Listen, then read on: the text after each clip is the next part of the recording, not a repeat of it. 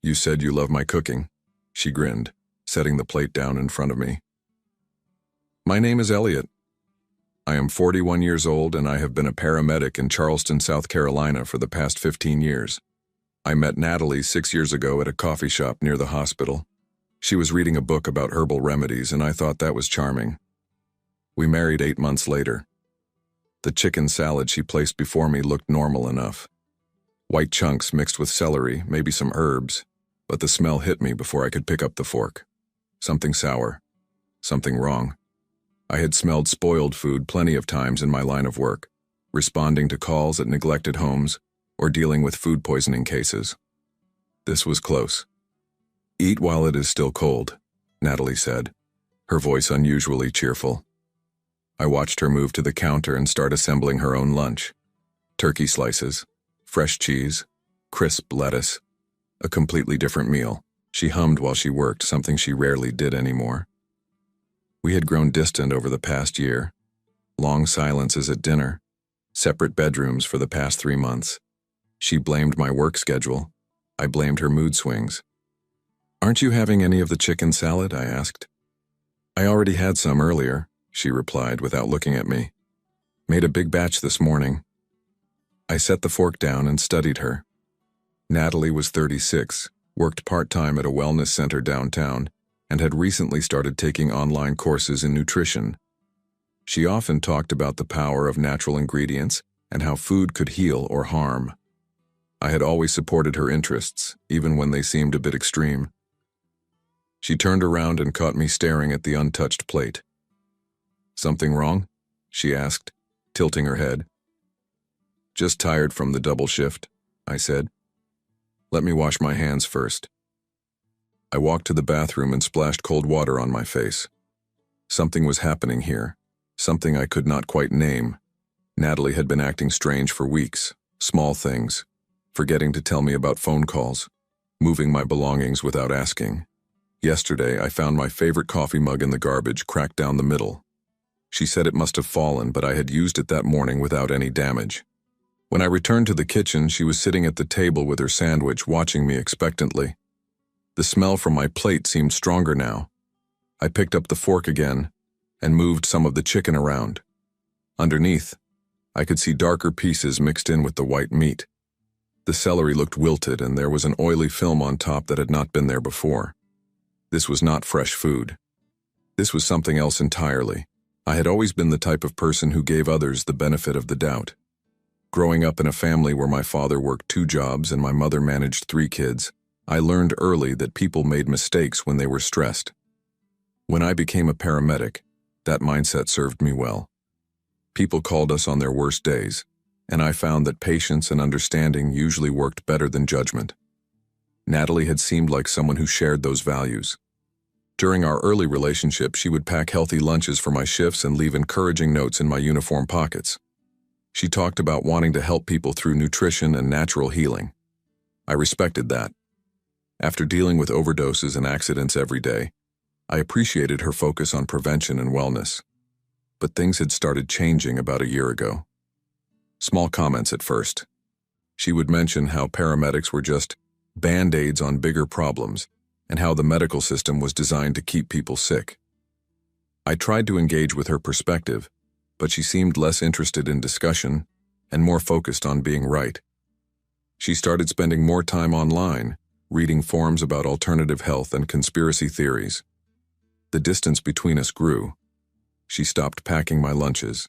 She stopped asking about my day. When I tried to talk about calls that bothered me or colleagues who were struggling, she would change the subject or suggest that maybe I should find a different career.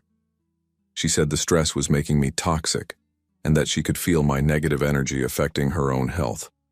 3 months ago, I started sleeping in the guest room. She said my sleep schedule was disrupting her natural rhythms. I accepted that explanation, even though it hurt. I told myself that relationships went through rough patches and that we could work through this if we both tried. But now, sitting at this table with spoiled food in front of me and watching her eat her fresh sandwich, I realized that maybe only one of us had been trying. The phone calls she forgot to mention were probably important. The broken mug was probably not an accident. And this chicken salad was definitely not a mistake. I thought about the past few weeks, how she had insisted on doing all the grocery shopping alone, how she had started cooking meals separately, claiming she was following a special diet, how she would ask detailed questions about my work schedule and when I would be home. I had thought she was trying to be more organized, more supportive. Now I wondered if she had been planning something else entirely. The woman across from me, chewing her turkey sandwich and watching me with bright, expectant eyes, was not the person I had married. That person had been kind. This person was waiting for me to eat something that smelled like it had been sitting in the sun for days. I picked up a small piece of the chicken with my fork and brought it closer to my nose. The smell was unmistakable now. Rotten. Deliberately rotten. This was not food that had accidentally spoiled. This was food that had been left out, maybe mixed with something else, and then served to me with a smile. "Is everything okay?" Natalie asked, her voice still artificially sweet. "You seem to be taking a long time with that first bite." I set the fork down and looked directly at her. "How long has this been sitting out?" "What do you mean?" She laughed. "I made it fresh this morning, just like I said.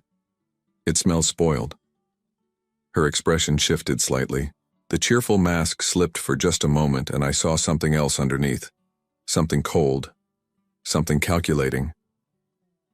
"Maybe your nose is off from all those chemicals you deal with at work," she said. "You know how that job affects your senses." I stood up from the table. My hands were steady, but my mind was racing. This was not a misunderstanding. This was not an accident. My wife had deliberately served me spoiled food and was now gaslighting me about it. The woman I had shared a bed with for years, the woman I had trusted with my life, was trying to poison me.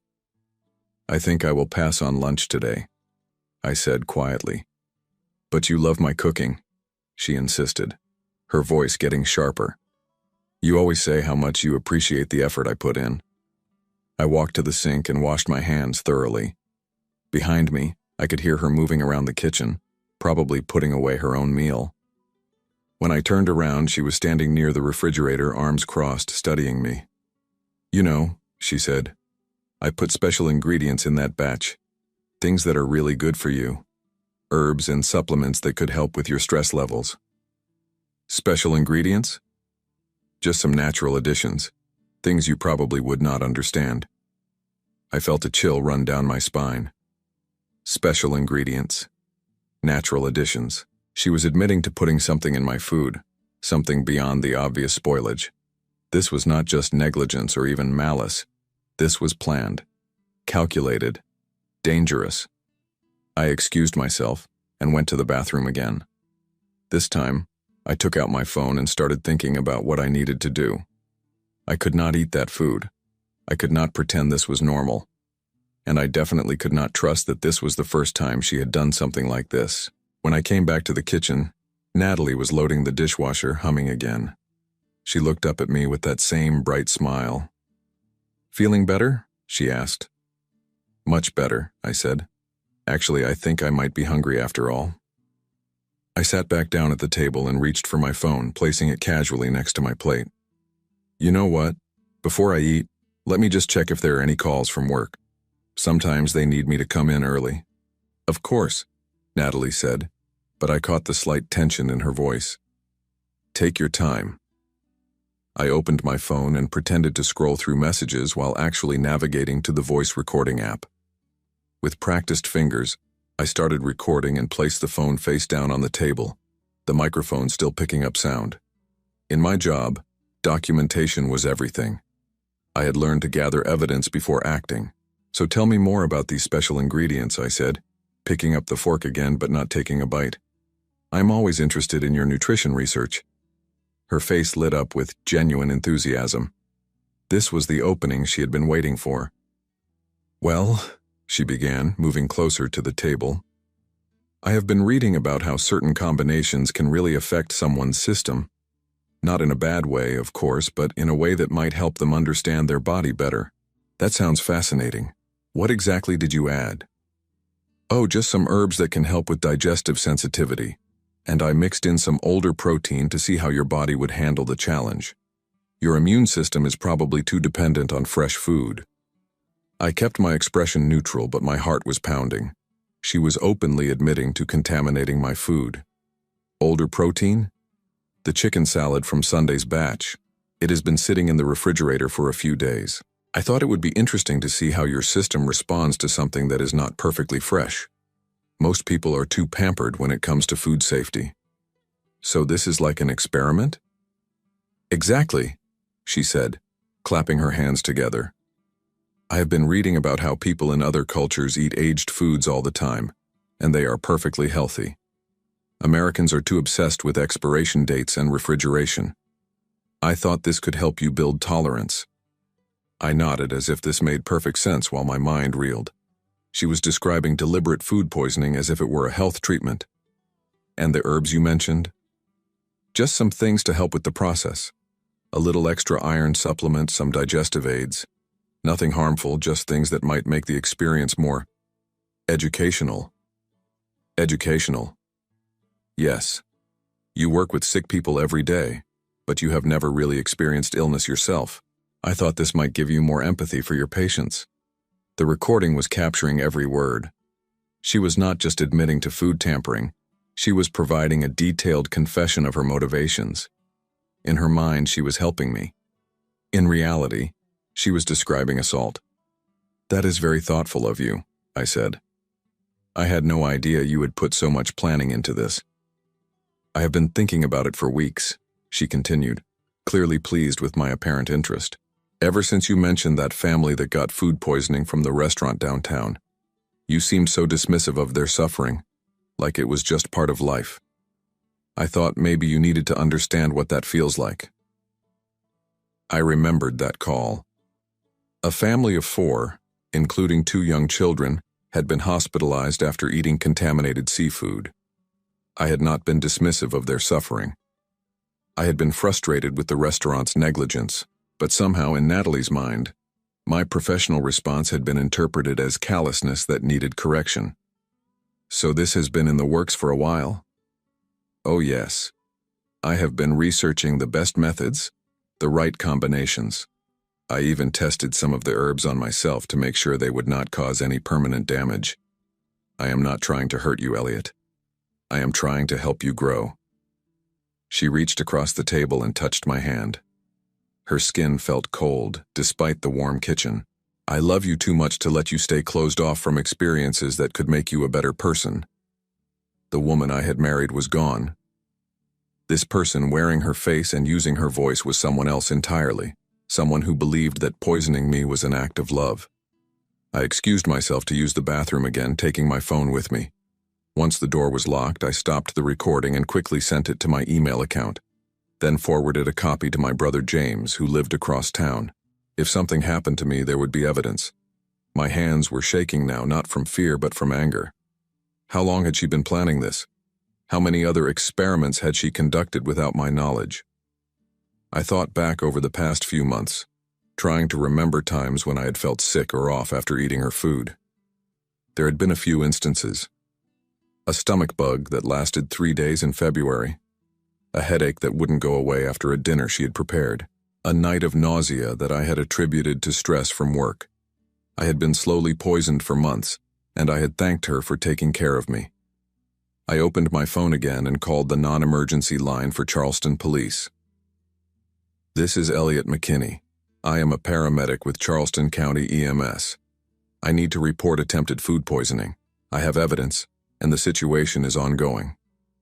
The dispatcher took my information and said an officer would be at my house within 20 minutes. I asked them to park down the street initially so I could finish gathering evidence. When I returned to the kitchen, Natalie was on her phone, speaking in a low voice to someone. She quickly ended the call when she saw me. "Who was that?" I asked. "Just my sister. I was telling her about our conversation." "What did you tell her?" "That you were finally starting to understand my perspective on health and wellness. She has been encouraging me to be more assertive about sharing my knowledge with you, so other people knew." This was not just Natalie's isolated delusion. She had been discussing her plans to tamper with my food with family members. I wondered how many people in her life had encouraged this behavior or at least failed to discourage it.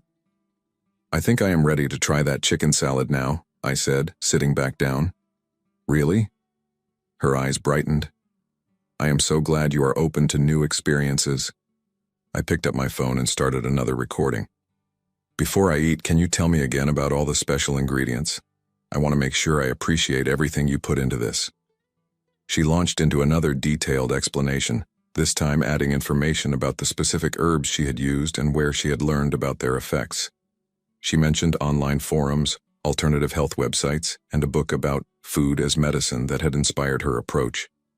The author talks about how modern people have lost touch with their body's natural ability to process different foods, she explained. "By exposing you to controlled challenges, I can help you develop stronger digestion and better overall health." "And the older chicken? How old exactly?" 5 days.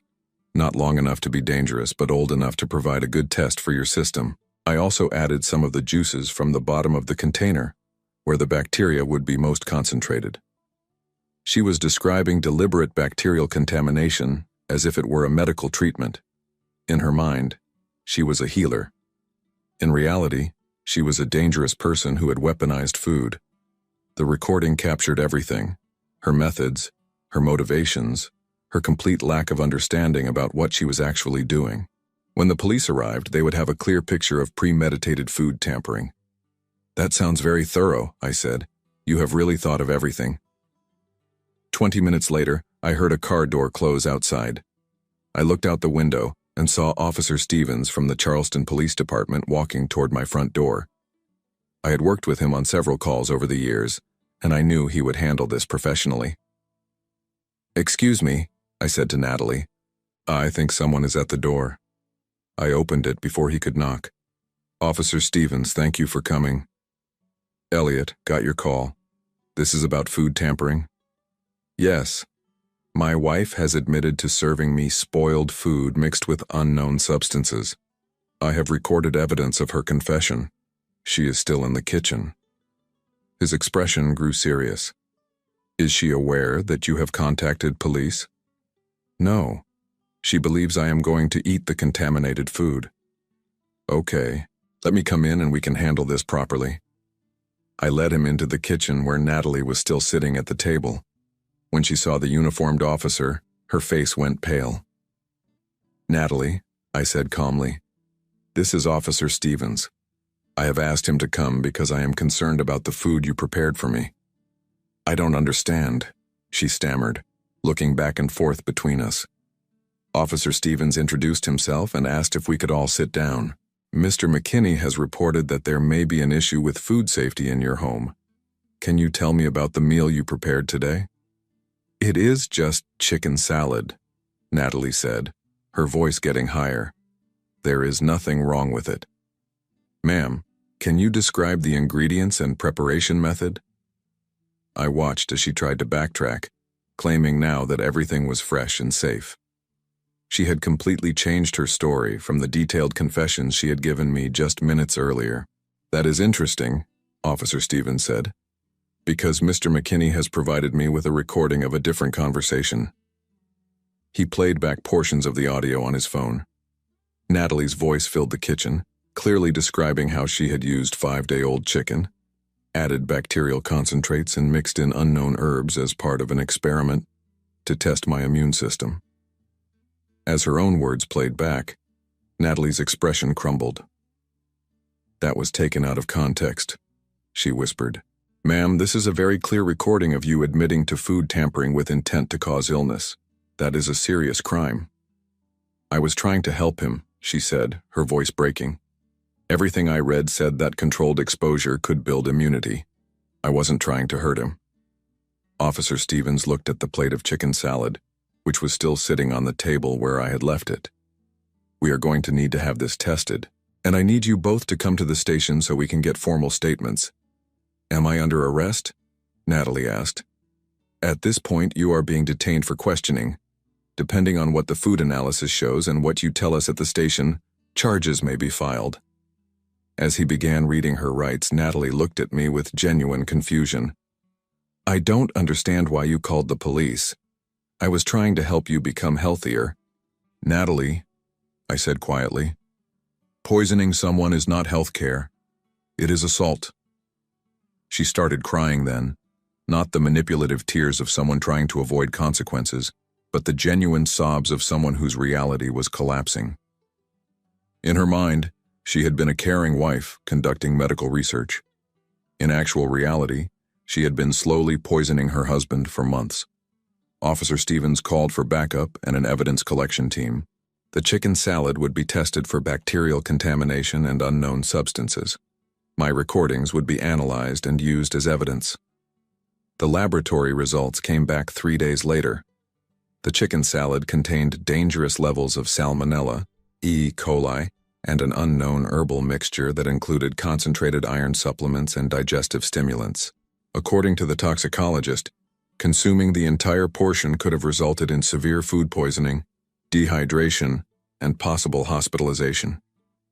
Detective Rodriguez called me at work to discuss the findings. Mr. McKinney, we have enough evidence to charge your wife with reckless endangerment, food tampering, and attempted assault. The recordings you provided show clear intent and premeditation. What happens now? We will arrest her this afternoon. Given the evidence, the district attorney believes this case will likely result in a conviction. She could face up to 2 years in prison and mandatory psychological evaluation. When I came home that evening, Natalie was sitting on the front steps with a suitcase beside her. She had been released on bail but ordered to have no contact with me and to stay away from our house. The lawyer says I need to move out, she said without looking up. My sister is coming to get me. Good. I still don't understand why you did this. I was trying to help you. I sat down next to her, but not close enough to touch. Natalie, you poisoned me. Multiple times, apparently. That is not help. That is harm. But the research I did, the research was wrong. The forums you read were wrong, the people who encouraged you were wrong, and you were wrong. She finally looked at me, her eyes red from crying. I thought if you understood what sick people went through, you would be more compassionate. I have been compassionate my entire career. What you did was not about making me better. It was about controlling me. A car pulled up, and her sister got out. She had always disliked me, and I could see the hostility in her face as she approached. Come on, Natalie, let's go. Natalie stood up and picked up her suitcase. I am sorry you feel this way, she said. I am sorry you poisoned me, I replied. She walked away without another word. 6 months later, Natalie pleaded guilty to reckless endangerment and food tampering. She received 18 months of probation, community service, and mandatory counseling.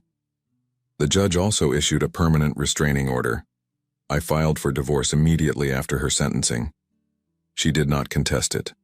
My colleagues at the station had been supportive throughout the entire process. A few of them admitted that they had noticed changes in my health over the past year, but had attributed them to job stress. Captain Williams gave me a week of paid leave to get my head straight and recommended a counselor who specialized in domestic abuse cases. This was not your fault, Dr. Hansen told me during our first session. Recognizing abuse when it comes disguised as care is incredibly difficult, especially when it involves someone you trust completely. The counseling helped. So did the distance from Natalie and her toxic influence. I started sleeping better, eating better, and feeling more like myself again. I moved to a smaller apartment downtown, closer to the station. I kept the furniture simple, and the refrigerator stocked with food I prepared myself. I learned to cook properly, following actual recipes instead of experimental nutrition theories. On weekends, I volunteered at a local food bank. There was something healing about handling safe, nutritious food and knowing it would help people instead of harm them. I started dating again after 8 months.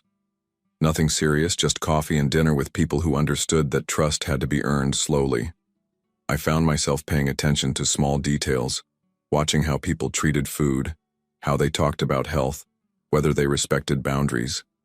The experience had changed me, but not in the way Natalie had intended. Instead of making me more empathetic to illness, it had made me more aware of the people who cause it. I learned that sometimes the most dangerous person in your life is the one who claims to love you the most.